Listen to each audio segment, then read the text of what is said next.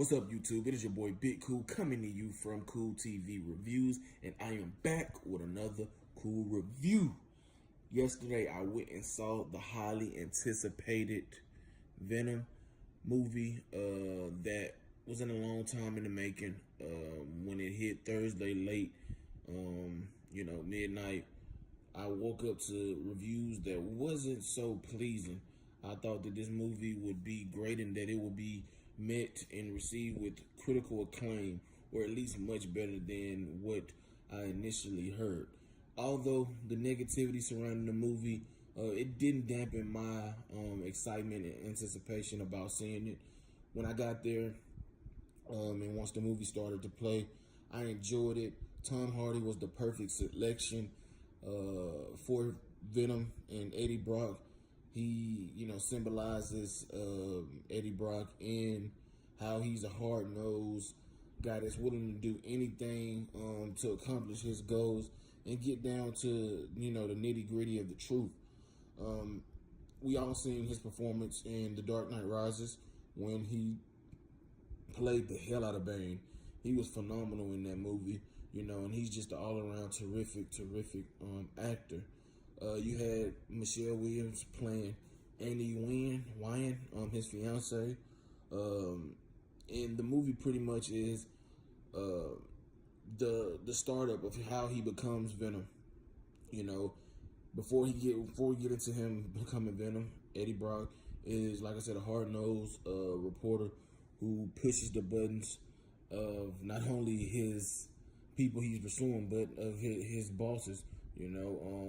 He kind of steps out of line and will go above and beyond, whether it's legal or illegal, to get the truth and put that to light. And he had an opportunity to interview Carton Drake, a genius inventor who is the founder of the Life Foundation, who was, testing symbiotes on humans, on animals, and Brock got this information by, snooping through his fiance, Annie email, who, got an alert. She worked for the company that works for the Life Foundation and Carton Drake. And, she was a district attorney, so she was getting information. And Brock found it and took it upon himself to use the information he read in her email and brought it up in his questioning of Carton Drake when they were conducting the interview. Fast forward to that obviously gets him blackballed. He loses his job. He loses his woman who, calls off the engagement, moves on, and he's just sent down a drunken path where he's drinking. He's doing all this stuff, and you have a doctor, I forget her name, who brings him in the loop because she disagrees with how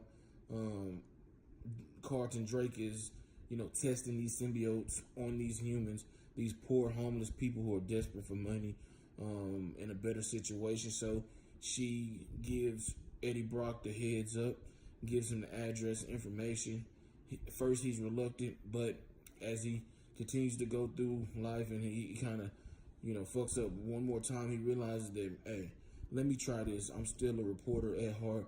I'm still a guy that wants to, do good for people and bring down the bad guy. So he called her, took her up on it, and fast forward, of course, if you're a big comic book reader, you know what happens. He gets into the lab. He tries to stop Maria, a homeless lady who he buys newspapers from, and the glass, I think he broke the glass down, and she attacked him. The symbiote got into him, and that's where the transition to Venom starts. And it was definitely very fun to see Eddie Brock and Venom kind of go back and forth because he's in his mind now. Eddie Brock doesn't want to do this, but Venom wants to do that, and he has his moments. Eddie Brock has his moments where he overrules Venom, but Venom is a very powerful symbiote. He's very angry, and he starts to feel himself as well, being on this new Earth. He was out to get everybody, but now he got the perfect match for him in Eddie Brock. And you can see as the movie progresses, the relationship starts to build. It starts to get better and better. and they start to feed off each other more. The comedic, parts were funny to me. When he called him a pussy, Venom, when he said, "Want to climb?" and Eddie said no, and then it jumps to the scene where he's taking the elevator and you hear Venom say, "Pussy," and back and forth, shit like that. But things that made me scratch my head was there were no blood. There was no blood whatsoever. And I'm thinking, if you biting off heads, you're going to see blood splatter. You're going to see trails of blood. You're going to see some type of blood. But we did not see that at all. Honestly, we didn't even see him bite the heads off. We see him open his mouth. And, of course, the heads get bitten off. But we weren't able to see that. And this movie had a PG-13 rating. So I don't see what was the big deal of seeing a little blood, seeing that graphic, violence that Venom promises. The tone is that's where some of the criticisms come. The tone is kind of weird. Venom is known as a anti-hero. He's a villain of Spider-Man. He's an evil motherfucker, and the tone just doesn't match what we're accustomed to seeing from Venom, in the show, cartoons, and the comics, and everything you read about him. So that was a head scratcher. And it wasn't too much violence. Yes, he was whooping their ass, but it wasn't really, causing a lot of chaos. And like I said, the blood and the lack of violence just kind of confused people who were going in expecting to see the classic Venom that they grown to love. His battles with Spider-Man and other heroes and villains throughout his existence. And also at the end, it got a little cheesy because he seemed to be, like I said, the tone again. He wasn't as aggressive. He wasn't as mean as he could have been, as he should have been. And I think that the writers kind of dropped the ball from that point of view. But I enjoyed the movie. I'm not a professional movie critic, so I'm not going to be overly harsh, but I would have liked to see more violence, more gore, more blood, more evilness. And maybe this is just this is the origin movie, and as a sequel rolls in, we'll get more of that gritty, that nasty, that bloodthirst Venom that we're accustomed to seeing. But it could have been a better movie. It was still a really good movie in my opinion. I think it has some replay value, definitely.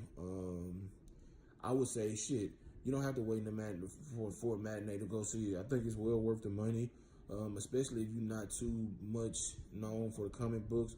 If you're just seeing it, getting into the comics late like I was, I think that you should, spend your $8 or $9 or however much the tickets cost wherever you live and check it out. Whether you by yourself or your girl or, a group of friends, I think you will enjoy the movie. Tom Hardy did, excellent, perfect choice to play Eddie Brock and Venom. Michelle Williams did excellent. The guy that played Carlton Drake did excellent. I think the cast was very well selected and they did a very good job, but the script definitely left a lot to be desired, and hopefully they get the tone and everything right. But we had a mid-credit scene or post-movie credit scene where Woody Harrelson will be portraying Carnage. And I forget his name. I forget Carnage's real name. But, expect that to be in the sequel.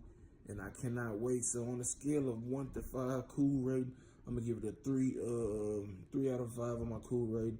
Wish it would have been a little more darker and less jokey. But the movie was good nonetheless. Like the video. Drop your comments in the comment section down below. Be sure to subscribe to Kool TV Reviews, and stay tuned later tonight. I will be giving my post-episode reaction review to one of my all-time favorite shows. The Walking Dead Season 9 kicks off tonight. Until next time, I'm out. Peace.